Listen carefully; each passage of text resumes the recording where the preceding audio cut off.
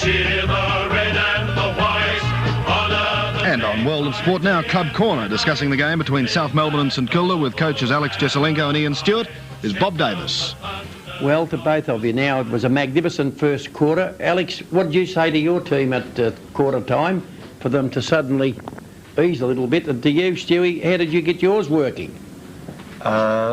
He's not allowed to say a word.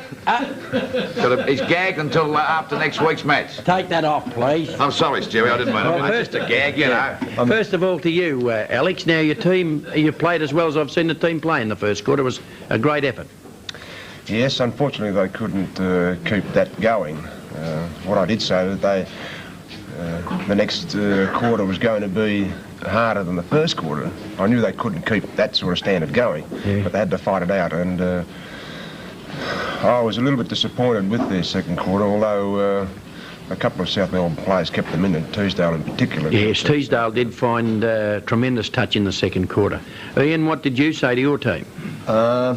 I thought that St Kilda played very well all day, actually. And I thought it was a high-class game. It was an outstanding performance from our side.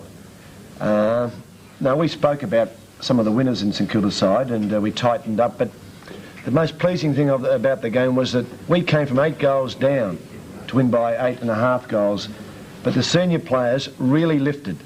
Teaser, Roundy, Browning, Smith, Evans, and some of the younger players, but it was a fantastic effort from the South Melbourne players. Well, can I ask you this straight on top of that? You go to Sydney next Sunday to play the top team. I was going to say next year. No. Yes. Next Sunday. How do you get on? How do you approach that game now? It's going to be a very hard game. We've got to tighten up, obviously. If the side kicks 9 goals against us in one quarter, that means we've got some problems in defence. But a lot of our players are playing at their peak now.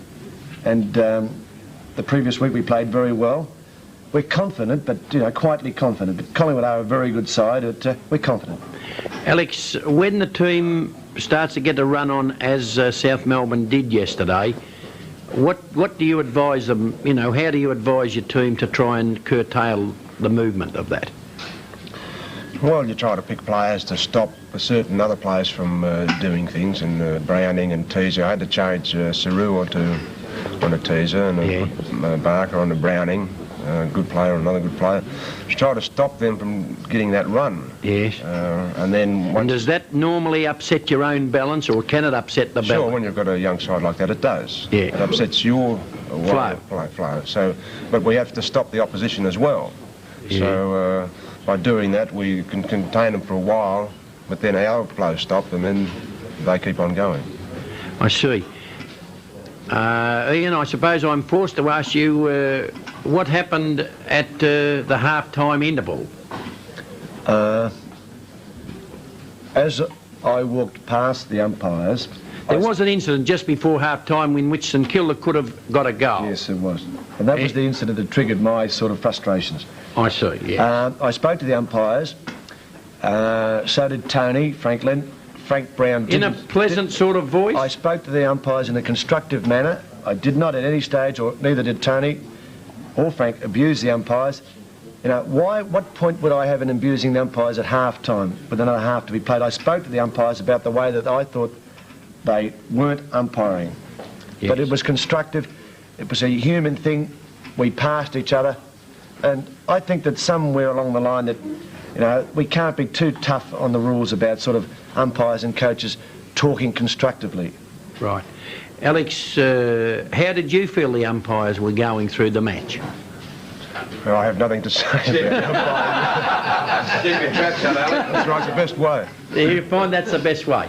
Well, now, Alex, your team looked excellent, and then they did fall apart a bit. You can say that you had to reconstruct it. Do you feel that you've found sufficient players to go on, and become a power? We need some extra players, Bob. We need some bigger players and some more running players, 2 or 3 more running players. But out of the 16 games we've played, we've won 4. 3 I dismissed because we were thrashed by 100 points or so, and the other 9 games we've had a chance of winning. Yes. So we're not that far away, but we still need a bit more height and a few more running players. And can you see those, you've recently brought a new scheme in, a junior development scheme. Can you see anything working along those lines at the moment? You know, can any of the fellas report back and say, I found a couple of boys or anything like that? Bob, that's going to take a few years yet. Yeah. They're going and not hitting, but they're going and surveying the whole area of the young kids, and they're 13, 14-year-olds. Now, these are not going to come through. These kids are not going to come through for another 2 or 3 years. But that's the way that St Kilda are looking at things, and I think that's the only way they can go. Ian, can I ask you, do you work away from the football club? I don't mean personal work, but I mean your football work. Do you have an office away from the actual ground of the footy club? You and some of the other executives, you don't really work in the ground itself? Do you rent offices outside?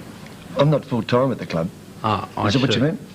Well, no, I don't mean that. When you do your football work connected with the footy club, do you actually... is the football club renting offices outside of their own offices? People like the development officer. Why do you ask that Well, question? a lot of people down at South Melbourne asked me that yesterday to ask you if they feel that money is being squandered. I'm not pointing the bone at you at doing that. I'm just wondering whether or not the executive, the officers, are away from the ground. There's a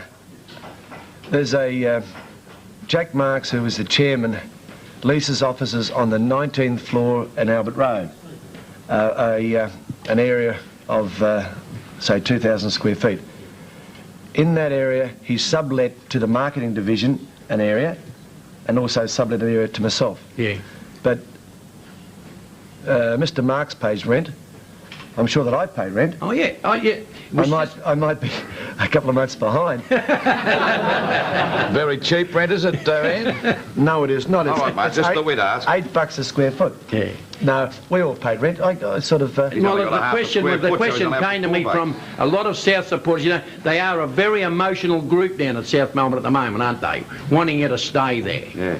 And that was just one of the questions I was asked. Well, you've asked him 14 times, Bob. He's okay. Well, you've got a half a square foot, so you're up for $4, mate. Don't worry. You've got the Depka Rub sports kit from World of Sport, also the tea bags, plus the Mars bars for both, and this SO voucher for $20 for petrol. And they've got all the medallions of each club there. And we've got this Red Rooster barbecue chicken. You'll need this on Monday, because you'll be there for a long time. And have a good meal there, mate. Thank you.